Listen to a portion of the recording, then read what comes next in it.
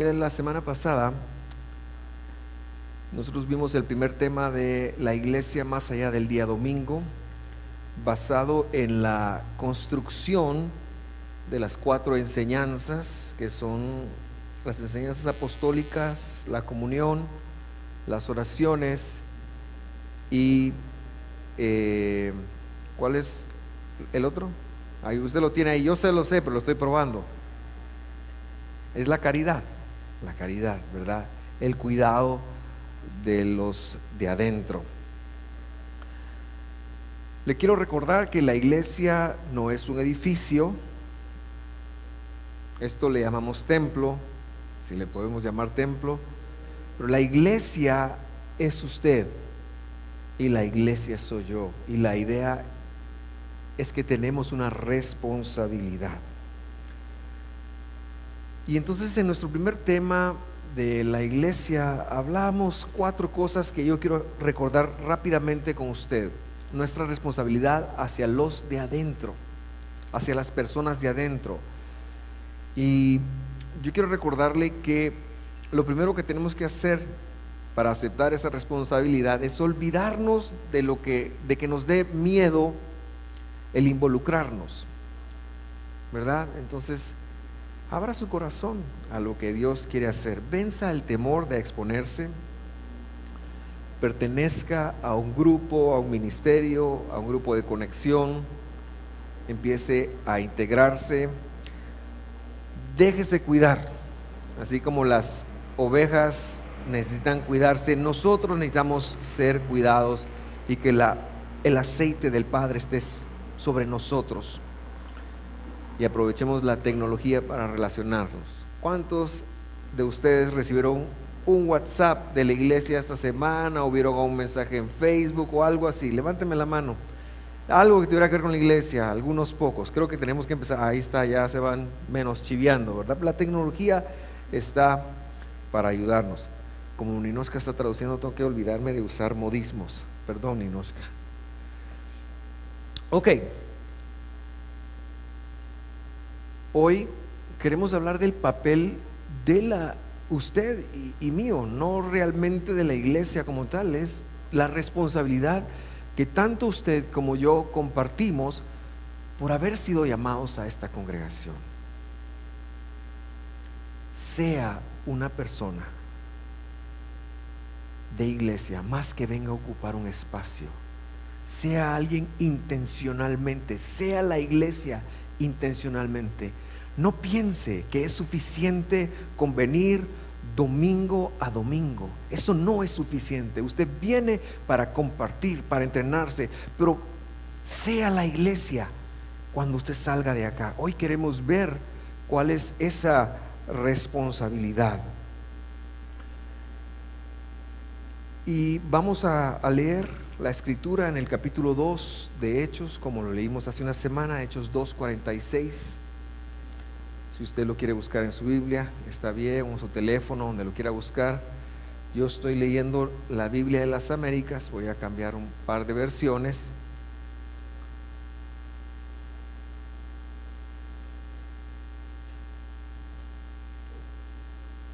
Y dice así la escritura: día tras día. Esa palabra, esas 2 palabras, 3 palabras son realmente, me impactaron. Día tras día, día tras día. Esto no era esporádico, esto no era ir a la iglesia el domingo, esto no era el que peca y ora empata, esto era día tras día. Continuaban unánimes en el templo y partiendo el pan en los hogares, comían juntos con alegría y sencillez de corazón. Versículo 47, alabando a Dios y hallando favor con todo el pueblo. Y el Señor añadía cada día al número de ellos los que iban siendo salvos. La semana pasada se trató del versículo 46. Esta semana vamos a tratar del versículo 47. ¿Y cómo fue que esta gente de la primera comunidad cristiana tuvo una proyección que transformó el mundo. Yo no sé si podemos decir eso de los cristianos hoy en día, por lo menos en nuestro país. El miércoles estuve en una reunión con muchas personas. Había un hermano ahí que representaba una organización con más de 3.500 iglesias en el país. Y 3.500 iglesias en todo Guatemala es un número no despreciable, es un número alto. Y cuando yo salía de esa reunión me preguntaba, somos muchos cristianos, porque se mencionó que éramos más del 42% de la población, pero ¿estamos teniendo un impacto? ¿O estamos jugando a cualquier otra cosa? Y yo creo que este versículo encierra el cómo podemos nosotros tener un impacto. Así que el versículo 47 nos recuerda que es muy lindo cuidar a los de adentro, nos recuerda que es importante todo lo que hemos visto, pero tiene una razón de ser, porque esto hay que, con el perdón de redundar, sacarlo fuera. Todo lo que aquí aprendemos, conectamos, hacemos, esto tiene una razón de ser. Hay que hacer algo allá afuera. Y no se preocupe, no creo que todos tengamos la misma forma de hacerlo. No es que usted tenga que dejar su trabajo o dejar lo que está haciendo, sino donde usted se mueve, hay algo que usted puede hacer. Hay algo que usted debe hacer. Y eso es lo que yo quiero conectar esta mañana. Así que vamos a ver las tres partes de este versículo. Y la primera dice ahí, alabando a Dios. Cada vez que yo veo esa frase, alabar a Dios, por mi contexto de músico, usted sabe que yo soy conato de músico, yo soy intento musical. Cuando veo alabar a Dios, normalmente pienso en música, ¿verdad? Y lo que acabamos de hacer, y eso es muy importante, es cantarle al Señor, es danzarle al Señor, eso es muy hermoso, eso es muy bonito. Pero ese mismo ejemplo sirve para instruir o ilustrar lo que alabar a Dios realmente significa. Y alabar a Dios significa hacer las cosas allá afuera de tal manera que con lo que yo haga Él se lleve la gloria. Esa es una gran responsabilidad. Vivir de tal manera que todo lo que yo haga le traiga una honra o gloria a Él. Y yo le pregunto, ¿usted vive así? Déjeme contarle una experiencia. Hace algunos años nos permitieron ir a orar y a predicarle a la policía de tránsito de Misco. Y entonces todos los martes un grupo de nosotros íbamos martes a martes. Y en ese entonces la academia estaba empezando. Nosotros íbamos a la academia donde ellos estaban formando y estaba empezando, era algo que empezaba. Y nos permitieron ir a orar, hablarles de Dios, hablarles de Biblia. Mucha gente se convirtió al Señor en esas idas. Y uno de los hermanos que iba con nosotros, o que alguna vez fue con nosotros, yo recuerdo muy bien, tuvo una experiencia y es algo chistosa y yo se la quiero contar porque es un poquito negativa, ¿verdad? Pero me sirve para ilustrar. Un día este brother iba manejando su carro y no llevaba el famoso cinturón de seguridad puesto, así que lo paró un policía X. Y entonces sacó el talonario y lo que procedía era una remisión.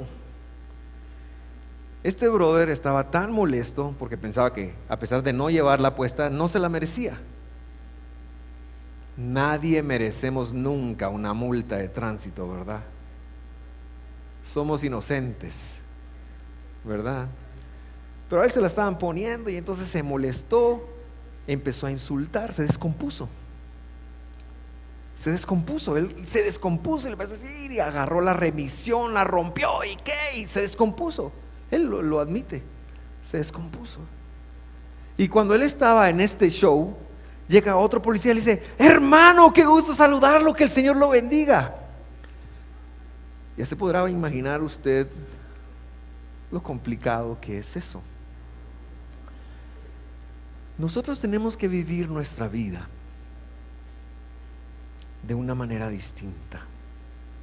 Alabar a Dios es aprender a desarrollar una proyección en donde todo lo que yo haga, Dios se lleve la gloria. Así que voy a ser amable, no porque para que la gente sea amable conmigo, aunque esto va a funcionar porque siembra y cosecha, pero voy a ser amable porque cuando yo soy amable, Dios se va a llevar toda la gloria. Voy a ser un buen esposo porque cuando yo sea buen esposo, Dios se va a llevar la gloria. Voy a ceder el paso en el tránsito porque cuando yo lo haga, ¿quién se va a llevar la gloria? Ayúdeme, ¿quién? Dios. Eso es algo de lo que no tenemos conciencia, pero Dios nos está viendo y muchas veces nuestras acciones no le alaban. Alabar a Dios, por supuesto, es venir, pararse aquí, levantar las manos, y lo acabamos de hacer, se sintió muy bien. Pero alabar a Dios realmente sucede allá afuera, en donde nosotros somos embajadores de Dios. ¿Se imagina usted llevar ese tipo de vida? El apóstol Pablo es muy enfático cuando él dice en el capítulo 3 de Colosenses, capítulo 3, versículo 17, me cambié de versión: y todo lo que hagan o digan, léalo conmigo, y todo lo que hagan o... Algunos piensan que el vocabulario no es problema para Dios. Sí lo es, sí lo es. Y todo lo que hagan o digan, me gustó esa versión, por eso se la puse esa. Háganlo como, ¿qué dice? ¿Cómo qué hay que hacerlo? Usted es un ¿de quién? De Jesús. Aquí en la iglesia es fácil serlo, ¿verdad? Porque cantamos y hasta tenemos un subléxico: gloria a Dios, que el Señor le bendiga, amén. Pero yo le dije, esto no es para aquí adentro, esto es algo, esta es nuestra responsabilidad de sacarla. Háganlo como representantes del Señor Jesús. ¿Y qué otra cosa? Gracias. Yo doy gracias por la persona que me está ayudando. Y den gracias al Señor, a Dios Padre, por medio de Él. ¿Anuncian tus acciones a Jesús? ¿Representan tus acciones fielmente a Jesús? Porque lo estás representando. Quizás la pregunta es: ¿representas adecuadamente a Jesús? Tenemos tarea, ¿verdad? Hay deberes que no hemos hecho. Pero no se preocupe, esto no es para que usted se desespere, esto es para que usted cobre esperanza, porque Dios cree en usted. Alabando a Dios, esta gente se movía todos los días con una misión: yo represento a Jesús, el Mesías, el que acaba de resucitar, yo lo represento. Y si yo tengo esa conciencia en las cosas que hago, no me va a pesar y voy a hacer las cosas bien. Por favor, conéctelo. Tú no te representas a ti mismo. Dios te escogió como representante. Y no me importa si no eres pastor, eso no importa. No me importa si tienes 3 años o 150. Tú eres un representante del Señor en donde estás, en donde estudias, en donde trabajas, en la calle, a donde te muevas, en tu hogar. Tú eres un representante de Dios. Vive tu vida de tal manera que alabe a Dios. ¿Se puede usted imaginar el poder de vivir así?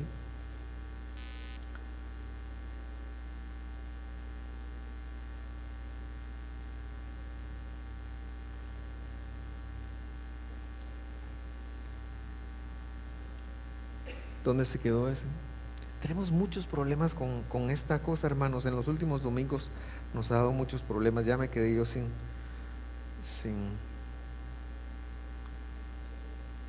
vamos a ver, perdone, voy a probar algo más. Déjalo en MacBook Pro, por favor.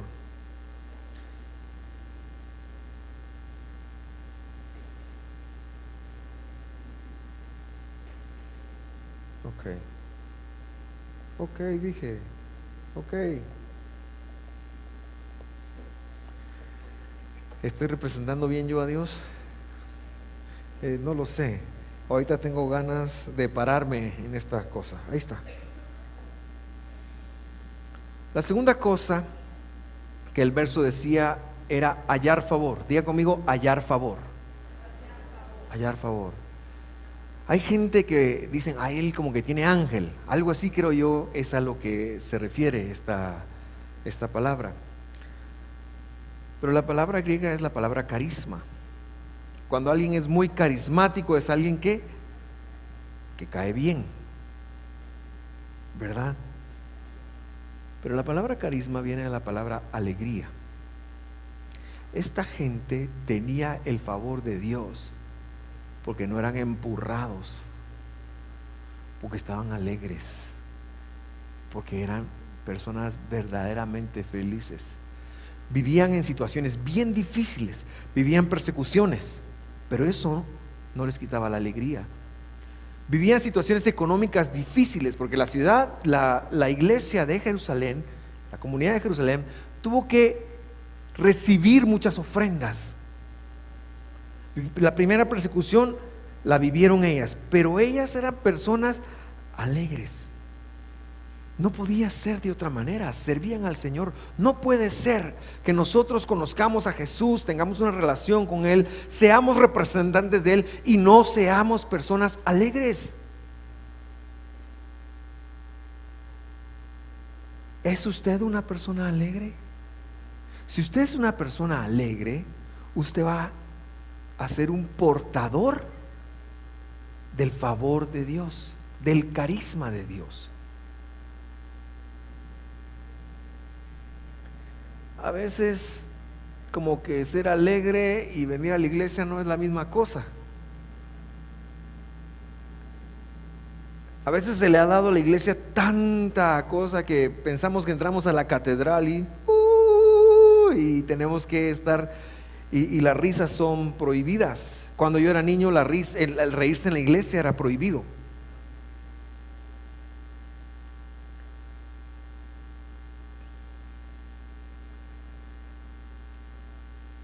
Pero no tiene que ser solo acá. Nuestra alegría debe ser algo. Tranquilo, alegría, no golpes. Es que estoy viendo ahí un par de jóvenes que están intentando golpearse. Y alguien se alegró, por lo menos ya va teniendo un poquito de sentido esto. Hermanos, tenemos que aprender a ser personas alegres. Tienes que aprender a sonreír más. Sonreír es bueno para la salud. Se arruga uno, pero te da vida. Y mire, yo le voy a decir una cosa. Tener vida es lo mejor que le puede pasar a nadie. Porque ya muerto uno, ¿para qué quiere la vida? La vida es lo mejor que podemos tener. La vida es lo mejor que podemos tener. Disfrutar la vida es lo mejor que podemos hacer. La alegría, el ser una persona alegre nos va a prolongar la vida, va a evitar enfermedades. Pero a veces pensamos, es que yo puro mudo ahí riéndome. Ese es mejor que andar puro no, que mudo serio. Dile a tu cara que puedes sonreír. Dile a tu cara que puedes sonreír. Pero más que solo sonreír, trabaja en convertirte en una persona alegre. ¿Por qué quisieras ser una persona deprimida? ¿Por qué querrías ser una persona enojada? ¿Por qué querría ser una persona que no vive bien? Y hay una escritura que yo quiero que usted siga conmigo, y Santiago, si me la puede poner, por favor, si me la puede avanzar.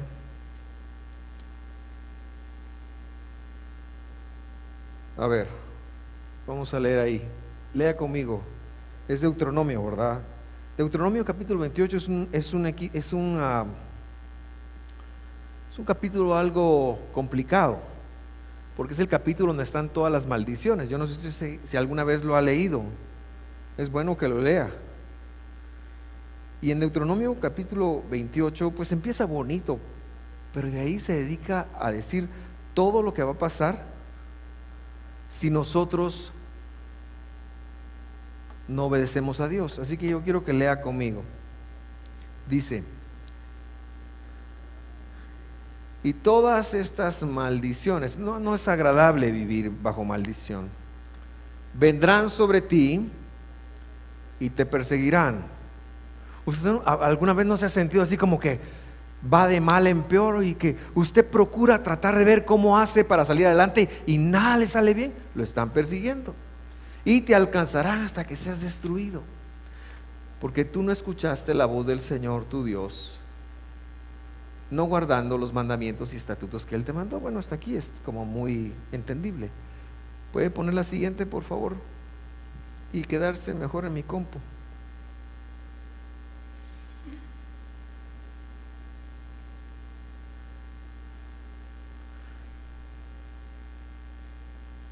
A ver. Y luego dice, verso 46: y serán señal, se refiere a las bendiciones, y maravilla sobre ti y sobre tu descendencia para siempre. Versículo 47. Este es el versículo que me impresionó. Por el motivo de, o como resultado de, que no serviste al Señor tu Dios. ¿Qué dice? O sea, sí lo sirvieron, sí fueron representantes, sí iban a la iglesia, sí levantaban las manos, pero no lo hacían ¿cómo? Sí decían, oh, somos creyentes en el Dios de Israel. Sí conocían los mandamientos, no robaban, no adulteraban, sí los conocían, pero ese no era el problema es que lo hacían de mala gana. Y aquí dice, por cuanto no serviste al Señor tu Dios con alegría y gozo de corazón. Realmente ser una persona alegre es la mejor oportunidad que tú tienes para ser una persona exitosa. ¿Quieres el favor de Dios? ¿Quieres el favor de Dios? Tienes que ser una persona alegre. Tienes que trabajar en tu alegría. Tienes que trabajar en las cosas que te molestan, en las cosas que te afectan. Es hora de que tomes la decisión de ser una persona alegre. Quizás tu situación no es la ideal, quizás tienes problemas, quizás tienes circunstancias complicadas, pero no te puedes dar el lujo de no ser una persona alegre, de no servir al Señor con alegría. Esta gente, Moisés les estaba prediciendo, les van a ir mal cuando quebranten los mandamientos de Dios, y cuando los guarden pero sin alegría, también les va a ir mal. Tienes que ser una persona agradecida, alegre. Eso te va a generar el favor de Dios. Tú necesitas andar por la vida con el favor de Dios. Tú necesitas andar en el tránsito y que te den paso. Tú necesitas ese favor de Dios. Tú necesitas que tu jefe, en lugar de fijarse en la otra persona, se fije en ti y te dé esa promoción a ti.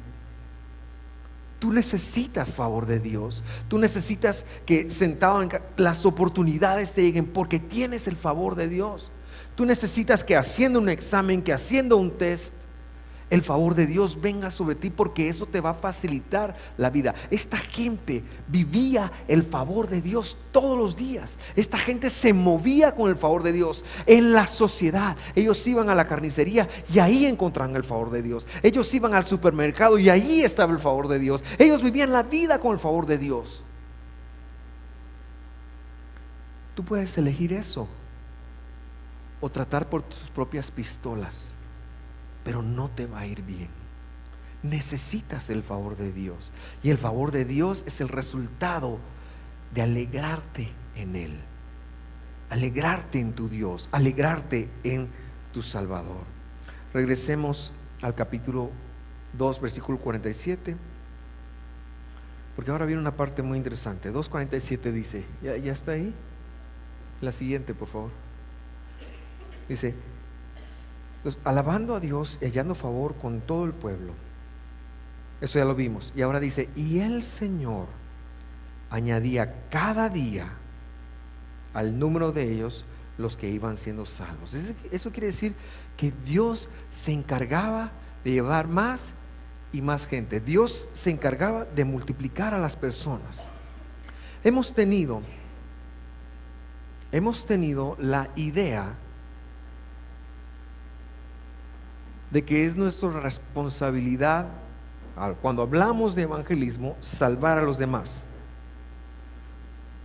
Por favor, voltea a su vecino y hágale así: tú no puedes salvar a nadie. No me puedes salvar a mí. Tú no puedes salvar a nadie. Ese trabajo le toca a Dios. Ese trabajo le toca a Dios. Ahora, por favor, voltee con otra vez y diga: pero sí puede ser socio de Dios.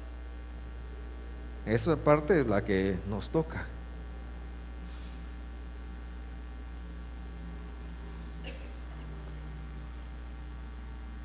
Nosotros somos salvos no porque levantamos la mano y dijiste: yo acepto a Cristo en mi corazón. No somos salvos por eso. Tú fuiste salvo porque Dios te llamó y te hizo ver que había muerto y resucitado, que había dado su vida por ti. Te hizo ver que te amaba.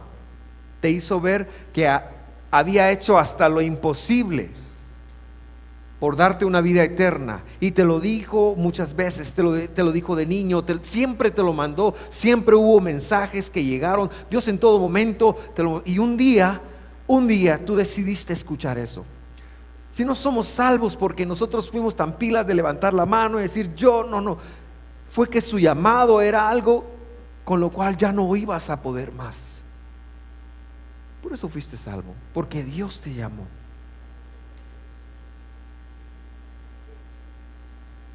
Y Dios va a llamar a los que tenga que llamar. Dios va a llamar a los que tenga que llamar. Y entonces entramos en un punto importante como iglesia, porque yo hoy, con este tema, la iglesia más allá del domingo, yo quiero desafiarte a ti que estás sentado en esa silla, hacer algo. Tenemos una responsabilidad con los que están allá afuera que no conocen a Dios. Tenemos que hacer algo. Y no nos gusta invitar y no nos gusta hablar y es tan difícil. A veces pareciera que Dios tuviera cristianos de la secreta, ¿verdad? Pareciera que en lugar de soldados Dios tuviera espías. Dios no tiene espías, sí tiene soldados. Y aunque estés en el anonimato, tú eres uno de ellos. Y yo quiero responsabilizarnos hoy con hacer algo al respecto. En el pasado hemos tratado de hacer evangelismo de muchas maneras. Hemos hecho eventos, hemos hecho desayunos, y son cosas que estamos dispuestos a seguir haciendo. Tenemos un domingo de acción y a veces, como dice un amigo mío, no os hagáis, ni siquiera invitamos. Pero yo quiero dejarte algo en tu corazón que se basa en el amor de Dios y se basa en estos versículos. Esta gente alababa a Dios. ¿Qué quiere decir eso? Vivía para Dios. Y esta gente tenía el favor de Dios. ¿Qué quiere decir eso? Que eran alegres y Dios en retorno les abría las puertas en la sociedad. Esta gente lo entendió bien. Esta gente estuvo dispuesta a hacer algo para Dios en su comunidad. Y solo fue ser mejores personas. En el poder del Espíritu Santo, ser mejores personas. En el poder del Espíritu Santo, hacer lo que hacían, ¿verdad? Su trabajo, su vida en familia, hacer todo lo que hacían, dándole la gloria a Dios. Dándole la gloria a Dios. Y ser alegres, y ser incluyentes, y qué sé yo, vivir una vida con la misión de Jesús en mente, de que vayan a ser discípulos, de predicar su palabra. Y alguno dirá aquí: yo no soy pastor. Está bien.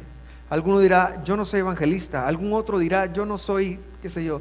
Pero tú eres un hijo de Dios, y si puedes alabar a Dios, y si puedes ser una persona enfocada en gracia y en favor.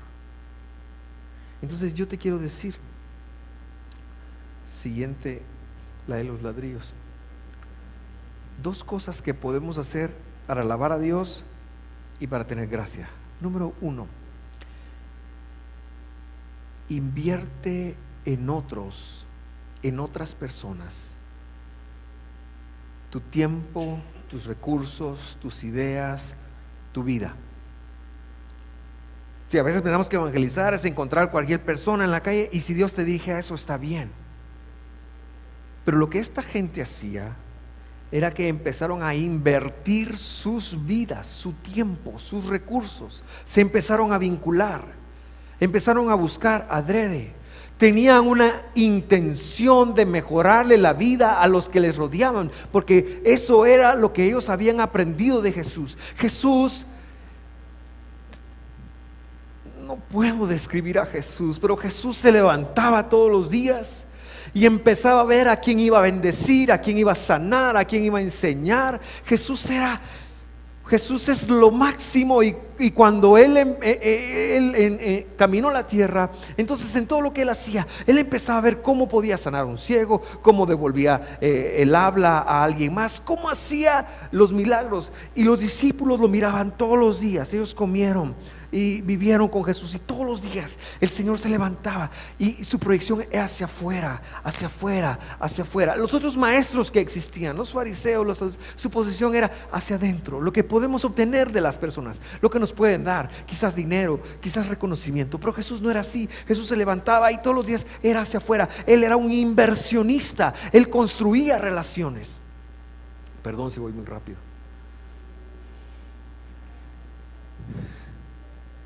Y todos los días Jesús se enfocaba en invertir en los demás.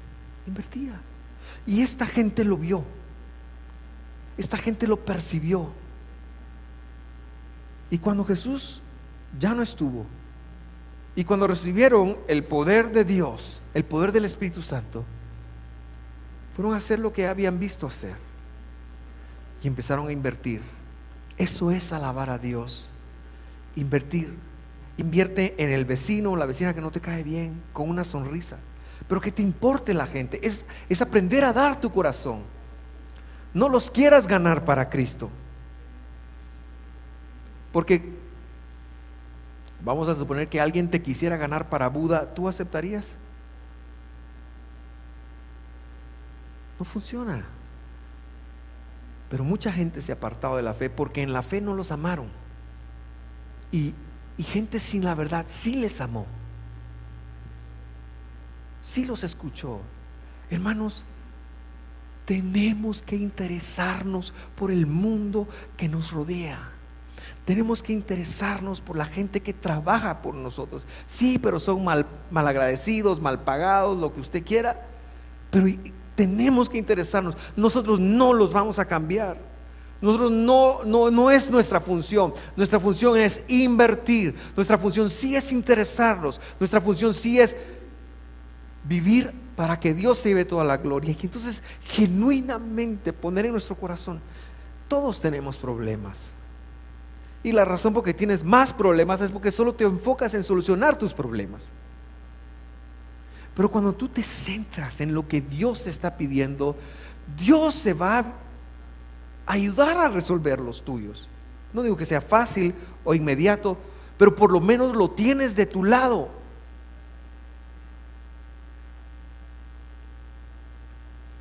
Entonces nos toca dejar de ser un poco egoístas y pensar en nosotros mismos y lo que no tenemos, lo que Dios no nos ha dado, lo que no hemos recibido.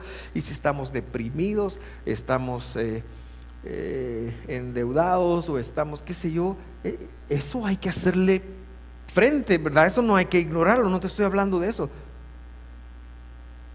Pero tienes que interesarte genuinamente por los que te rodean. No son gente nueva, no tienes que ir a buscar a otros lugares, o si Dios te lo manda está muy bien, pero con la gente que te rodea, que de verdad tengas una carga de Dios. Eso es alabar a Dios, invertir. Todos tenemos a alguien en quien podemos invertir, pero una vez que has invertido,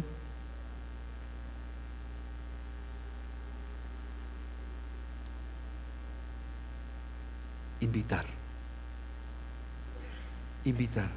A veces invitamos sin invertir, no funciona. Mire, el domingo vamos a tener, bueno, ayer fue la feria del chicharrón allá en Misco, ¿verdad? Y no sé cómo les fue con el tráfico.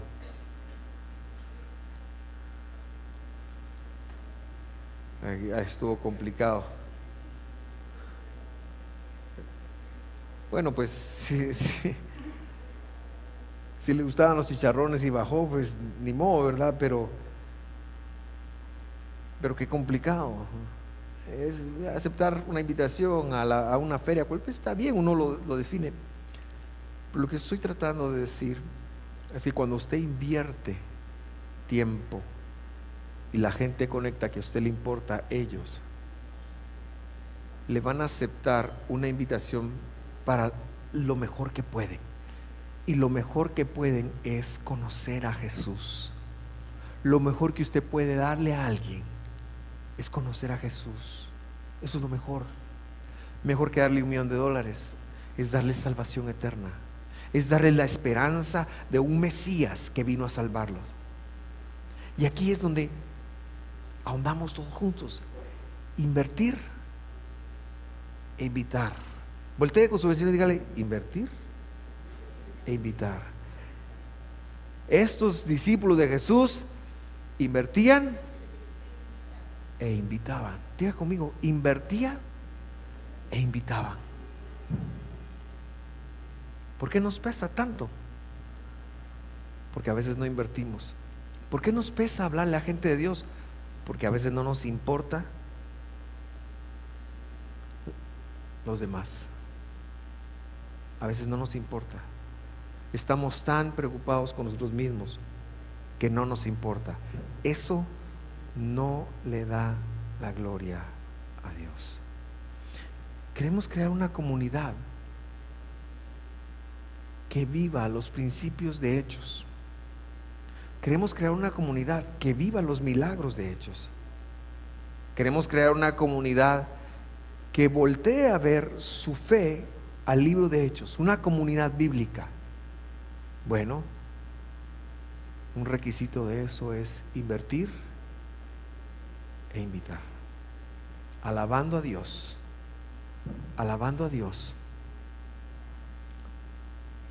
y hallando gracia.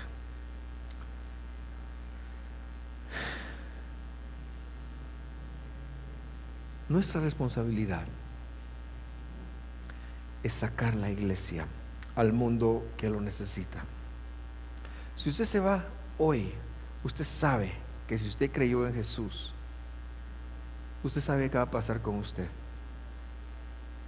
Eso nos da certeza y nos da seguridad. Los de nuestra familia que se nos adelantaron, tenemos la paz de saber que están con Él, pero hay mucha gente en su círculo que no lo tiene. Y hoy esta charla no exime a alguien. Ninguno de nosotros está exento de esta charla. Y no estoy enojado, estoy desafiado. Estoy desafiado. ¿Y no será que no vemos la bendición muchas veces porque despreciamos esto? ¿No será que Dios me está diciendo que ayude a los que están alrededor míos y yo no lo hago y por eso no está pasando nada en mi vida?